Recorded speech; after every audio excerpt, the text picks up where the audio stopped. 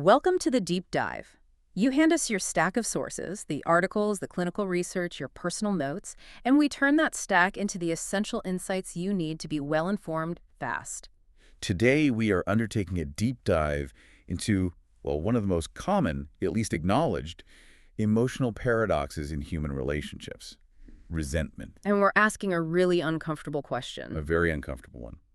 Why do the people we love the most, partners, family, friends who are often the kindest, the most dedicated, the most helpful, why do they become the target of our deepest bitterness? It's a stunning setup, isn't it? The thought that this quiet accumulation of love and care can eventually transform into this stifling pressure. Exactly. And our sources today are pulling from modern relationship psychology, exploring emotional imbalance, the weight of unstated expectations, and we're even dipping into some deep Jungian theory to map out the psychology of this slow burn process. This emotional debt, as the sources call it, Mm. where these internal scoreboards just slowly erode everything. Right. So our mission for you, the listener, isn't just to define these terms, but to give you the psychological language and framework to immediately recognize when this imbalance is starting to create that toxic brew of resentment, whether you're the one feeling it or the one it's aimed at. Okay, let's unpack this uncomfortable truth. To start, we have to distinguish resentment from anger because they are so often confused. They feel very different. Very different. Anger is, it's immediate, it's reactive, explosive, a specific response to a wrong. It burns hot and then it usually dissipates. But resentment operates on a completely different timeline. It's insidious. Precisely. Resentment is a complex, prolonged, and internalized emotional state. Our sources describe it not as a fire, but as a slow leak of emotional poison. A slow leak, I like that. Yeah. It's the bitterness that doesn't just resurface in conversations, it begins to filter all interactions. It stems from unresolved issues and, critically, the accumulation of unspoken hurts. It's emotional debt that compounds over years, not days. That silence, Yeah. that suppression, that's exactly what makes it so dangerous.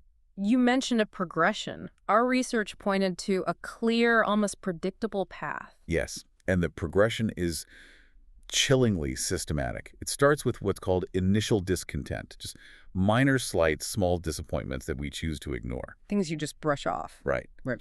But that quickly moves to the second and most damaging stage, accumulation of grievances. This is the silent scorekeeping. The individual starts documenting efforts, sacrifices, and failures in an internal ledger to avoid confrontation. So what happens inside the relationship when that scorekeeping goes underground? How does the other person sense it, even if nothing is said? Well, that ledger hardens the walls. The other person usually senses it through passive aggression, emotional distance, a growing lack of generosity. And this leads directly to stage 3, chronic entrenchment. Okay. And here, the bitterness just becomes the default setting. Every interaction, every small mistake is filtered through that negative lens. And if left untouched, the final stage is inevitably crisis and breakdown. Total withdrawal or separation. Exactly, the final emotional collapse of the partnership. So if that quiet accumulation of debt is the architecture, what's the primary currency being traded? Our sources point squarely at something called emotional labor. And the tragedy here is that the people performing this labor often don't even realize they're running a deficit until they're just utterly exhausted. That's right. When we talk about emotional labor, we are moving beyond physical chores. It's not who takes out the trash. It's the unseen, silent workload required to maintain the mental infrastructure of the household and the relationship. It's that hidden weight that one person carries. Can you give us some visceral examples? Because I think it's often so mundane it just slips under the radar. Absolutely. Think about anticipatory care and planning. This is carrying the entire mental checklist of life. Oh, yeah. When bills are due, when the children have appointments, what groceries are running low, remembering to change the air filter. The partner carrying this load doesn't just complete tasks. They have to remember the task needs completing in the first place. That mental load is massive. And then there are the specific emotional tasks. Right, like managing social ties, remembering every family birthday, organizing holidays, making sure thank you notes are sent, and maybe the most draining part, emotional regulation. What does that look like?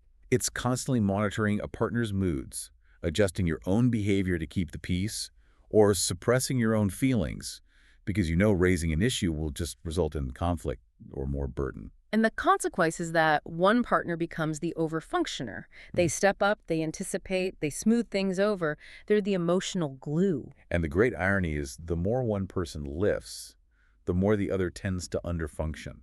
They settle into a state of, well, sometimes comfortable, sometimes just unaware passivity.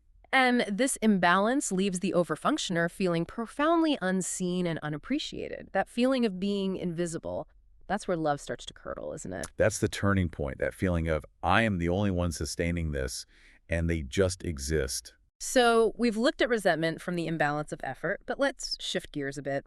Sometimes this emotional debt isn't just about who does the work. It's rooted in basic disrespect, power dynamics. Indeed. One clear cause of strain in the sources is when a partner fundamentally believes they are somehow too good for you, Wow. or that the relationship is a downgrade for them. That's incredibly damaging. It just completely violates the idea of a partnership of equals. It turns it into a hierarchy. Precisely.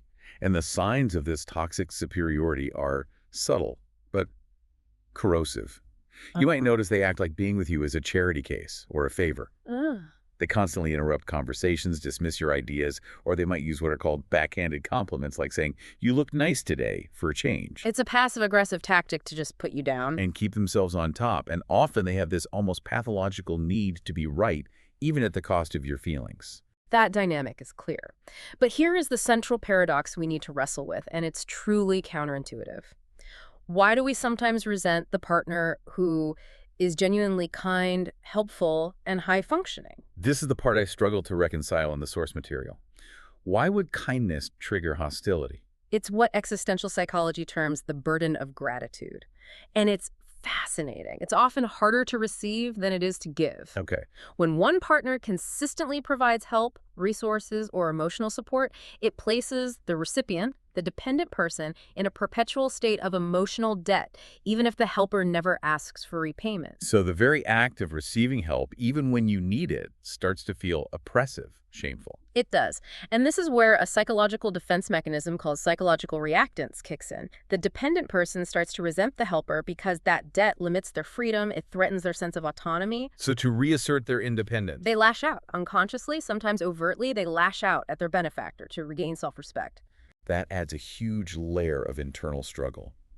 They're carrying this secret burden of powerlessness, and they start wishing the helper would just anticipate their needs without them having to ask. Because asking just solidifies that dependent role. What's also crucial here is that the high-functioning partner, the caregiver, can get caught in what we call the empathy trap. Trapped by their own goodness. Exactly.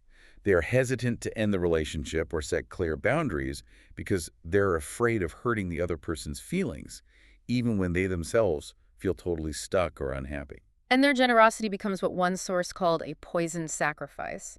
The giving becomes tainted by the resentment they feel for not being able to stop. So what does this mean for the helper who's trapped? Well, the primary solution is to give only what can be given freely, without that undercurrent of strain, and crucially, to restore the dependent person's dignity. How do you do that? The sources emphasize two things. First, take their small, manageable requests seriously.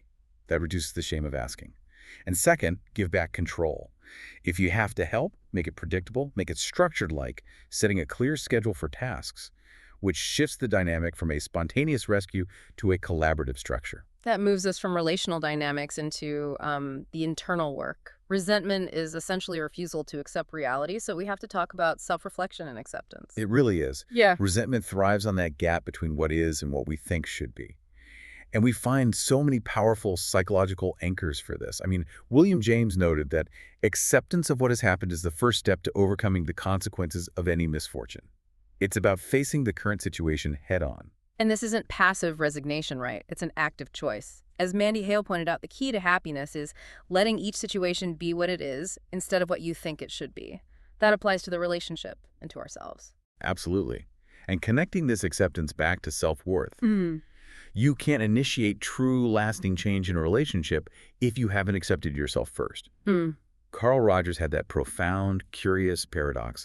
When I accept myself just as I am, then I can change. Acceptance is the one way for growth. Okay, that self-acceptance piece is vital. And it helps us segue into much deeper psychological territory. We need to talk about why certain traits in our partners, laziness, messiness, forgetfulness, get under our skin so much more intensely than others. This is the crux of the internalized conflict, isn't it? Why does their perceived flaw trigger such a visceral, disproportionate, and recurring emotional reaction in you? This often involves the Jungian concept of projection in the shadow. Let's break down the shadow because it's a powerful but complex idea. It is. The shadow, in Jungian terms, refers to the traits, flaws, and desires that we have deemed unacceptable, often based on early conditioning, and just pushed into our unconscious mind. We disavow them. So because we've rejected those traits in ourselves, we're hypersensitive when we see them in others. Exactly. Our strong negative reactions to a trait in a partner often reflect our own repressed capacity for that very trait. Can you walk us through a concrete example of how this projection works in a relationship? Certainly. Take the relentlessly responsible, high-functioning person who secretly resents their partner's apparent lack of ambition or laziness. That choice is what allows us to pivot. So if resentment is a signal that repair is needed, how do we pivot from that chronic scorekeeping to genuine collaborative repair? What are the practical steps? The first non-negotiable step is shifting the focus from blame, which is always backward-looking to forward-looking collaboration.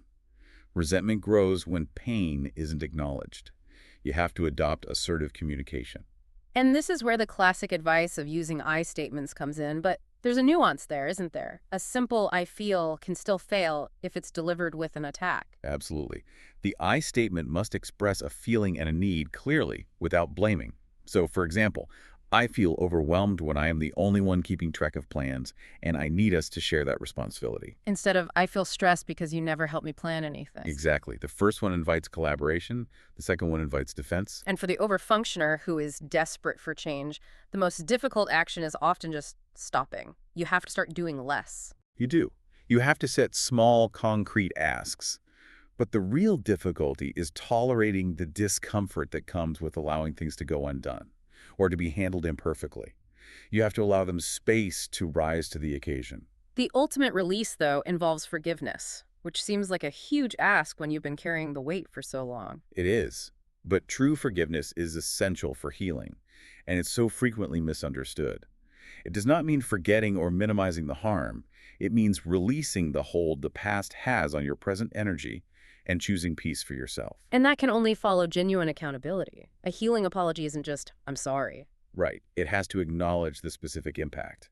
Something like, I can see how my constant distraction made you feel unimportant and unseen. I want to do better on this specific action. And to rebuild that safety in the moment, what are some of the tools? The sources mention a few concrete ones. Practicing soft startups, starting tough conversations with observations, not judgment, setting timed breaks during conflict to calm down, and incorporating physical connection rituals. Like what? We're talking 6-second kisses, 20-second hugs.